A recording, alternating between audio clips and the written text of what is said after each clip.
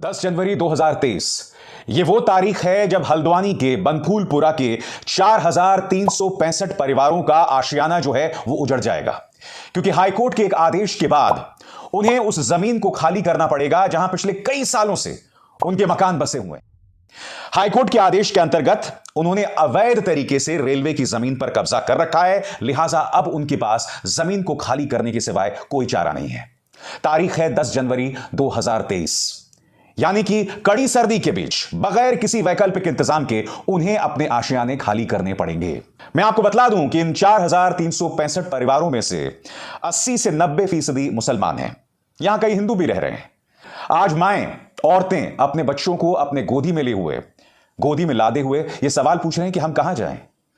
उन्होंने कहा कि एक बच्चा भी मकान खाली नहीं करेगा, क्योंकि उनका यह कहना है कि अगर हमारे घर ही नहीं रहे तो इस जान की क्या कीमत। सुनिए वो औरतें क्या कह रही हैं।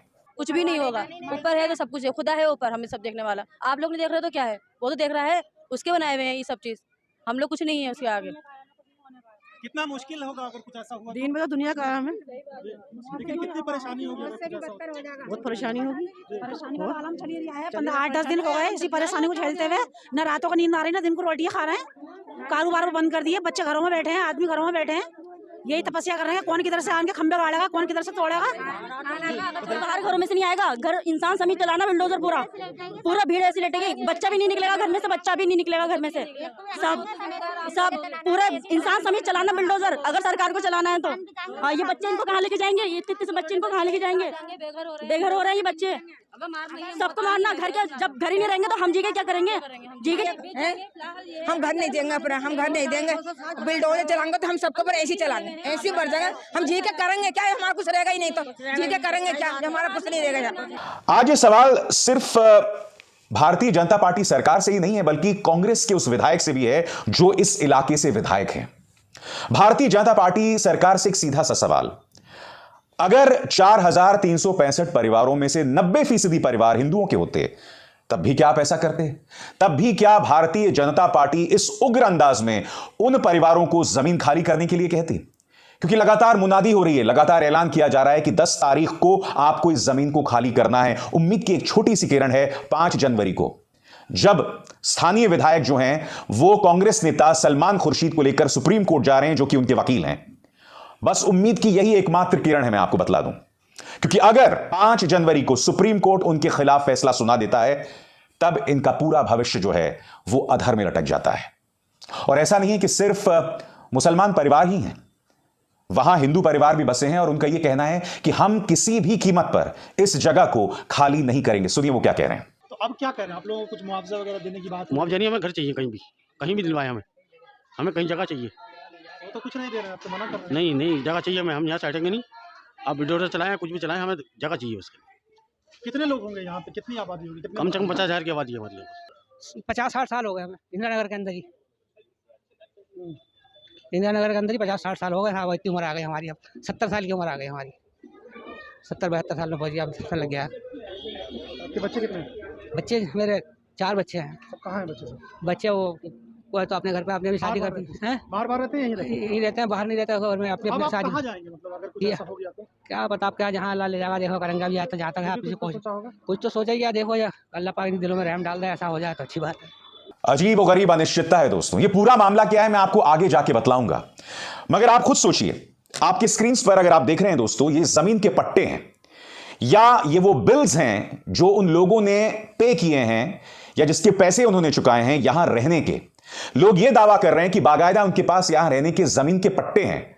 अब वो अवैध जमीन पर रह रहे थे पिछले कई सालों से, तो ये तो फर्ज सरकारों का बनता था ना कि वो उनसे लगातार संवाद करते रहते, कहते रहते कि तुम अवैध जमीन पर रह रहे हो। मगर क्या यह संवाद सरकारों ने उनसे किया? आज अचानक हाईकोर्ट का आदेश आ गया।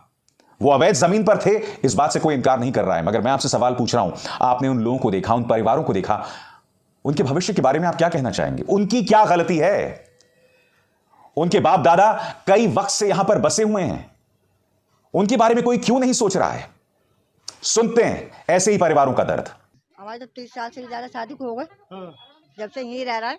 हम तो शादी होकर भी यहीं आए। अच्छा। हाँ, अब क्या कह रहे हैं कि ये कॉलोनी हट जाएगी, क्या कहा जा रहा है, क्या सुन रही है? अब यही सुन रहे हैं, रेलवे वाले यही कह रहे हैं कि ये हटाना पड़ेगा हटाना पड़ेगा। अब क्या बताया जाए, हमें तो खुद ही इतने हम जाएंगे भी कहाँ कहाँ। जाएंगी, कुछ तो सोचा होगा, क्योंकि अब तो समय नहीं है ना, सोचना तो पड़ेगा ही। हमने तो अभी कुछ सोचेंगे क्या, हम क्या सोचेंगे, अब जो भैया जो ऊपर वाला करेगा वही होना है। क्या सोचे, आदमी हमारा बीमार रहा, हमसे तो कुछ होता, हम कहाँ जाएंगे। अरे पब्लिक परेशान हो रही है हर चीज में, इतनी पब्लिक है कि कहाँ जाएगी, कहाँ बच्चे ठंड में ले फिरेंगे। बच्चे सब भी हैं, बहुत बुजुर्ग होंगे, बीमार और होंगे। बहुत से ऐसे हैं बेचारे जिनके घरों में चूल्हा नहीं जल जाए इस टाइम पे। हमारी सारी जिंदगी बीत गई है साहब, अब यही घर में हमने सब बनाया चुनाया, आज हमारे दिल में ये बीत रही, कहाँ लेके बच्चे हम जाए ठंड में, नन बच्चे में कहाँ पढ़ाऊँ मैं, ये बताओ। कोई पूछने वाला है, खाने को है कि नहीं है आपके पास, और मकान गिराने को तैयार हो रहे।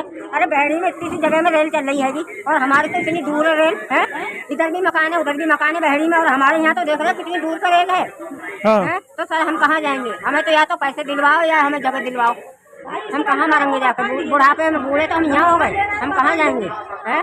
छोटे छोटे बच्चे कहाँ लेके जाएंगे बताइए, घर आए बनाने नहीं देती सरकार, जब उसकी जमीन थी कह देती कि हम नहीं बनाने देंगे, अब बच्चे कहाँ जाएंगे लेके, बताओ जनता कहाँ जाएगी, इतनी थोड़ी जनता है का।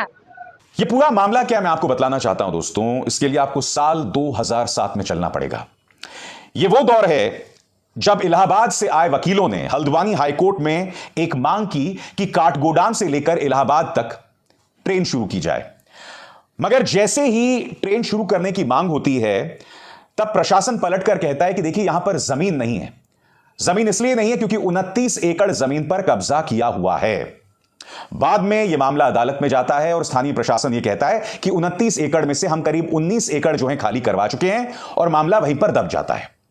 फिर इस तारीख पर गौर कीजिए, साल 2014, रविशंकर जोशी नाम के एक याचिकाकर्ता इस मामले को लेकर अदालत जाते हैं और चुनौती देते हैं कि यहां पर लोगों को जो है जमीन खाली करवाई जाए। तब यह मामला एक बार फिर गंभीरता से सामने उभर कर आता है। बात होती है एक पुल की जो गोला नदी पर था। यह पुल जो रेलवेज के ऊपर से था, यह पुल अचानक गिर जाता है। और क्यों गिर जाता है? जब इसकी पड़ताल होती है तो यह पता चलता है कि उस पुल के आसपास खुदाई हो रही थी, जिसके चलते पिलर्स कमजोर हो गए और फिर वो पुल गिर जाता है। और उसके बाद एक अदालती प्रक्रिया शुरू होती है। प्रक्रिया इस तरह से शुरू होती है कि आखिरकार यह आदेश जारी होता है कि यहां पर जमीन को तुरंत खाली कराया जाए। मामला सुप्रीम कोर्ट में भी जाता है, 2 बार जाता है, मगर जब अंतिम बार सुप्रीम कोर्ट में जाता है तो उनमें कहा जाता है कि भाई आप 3 महीनों में इस पूरे मामले का निपटारा करें। अब जो पीड़ित पक्ष है उनका यह कहना है कि इस 3 महीनों के दौरान तमाम जो आदेश थे वो एक तरफा थे, क्योंकि उसे चुनौती देने के लिए कोई अदालत नहीं पहुंचा। नतीजा यह हुआ कि एक्स पार्टे आदेश जारी कर दिए गए और नतीजा आपके सामने वो आदेश। अब ये लोग पहुंचे हैं सुप्रीम कोर्ट और यहां उनके वकील हैं सलमान खुर्शीद। आज मेरे कुछ सवाल, पहला सवाल जो मैं आपके सामने रख ही चुका हूं भारतीय जनता पार्टी सरकार से और उन लोगों से जो चाहते हैं कि ये लोग जमीन को खाली कर दें। मगर जो लोग वहां बसे हुए थे इतने सालों से, मैं उनसे सवाल पूछना चाहता हूं, 4365 परिवार, क्या आप लोग अपनी एक यूनियन नहीं बना सकते थे? यह मामला इतने सालों से चल रहा है, कम से कम 2007 से चल रहा है। अगर आप यूनियन बनाते, अपनी एक संगठन बनाते, तो जाहिर सी बात है इस कानूनी लड़ाई को आप सलीके से लड़ सकते थे। आप 2014 को ही यूनियन बना देते। और यह जिम्मेदारी किसकी है? यह जिम्मेदारी उन लोगों की है जो स्थानीय तौर पर नेता बनकर घूमते हैं। यह जिम्मेदारी है वहां के जो सम्मानित विधायक हैं उनकी है, कांग्रेस के विधायक हैं उनकी है। क्योंकि आज कांग्रेस के उस विधायक को इस बात का डर लग रहा है कि अगर इन परिवारों को यहां से हटा दिया गया, जो बहुत ही अमानवीय भी होगा, तो उनके हजारों वोटर्स जो हैं वो भी खिसक जाएंगे। यह डर उन्हें सता रहा है। भारतीय जनता पार्टी बगैर डरे इसे क्यों अंजाम दे रही है? क्योंकि ये वोटर्स उनके थे ही नहीं। इस इलाके से कांग्रेस ही लगातार जीतती आई है।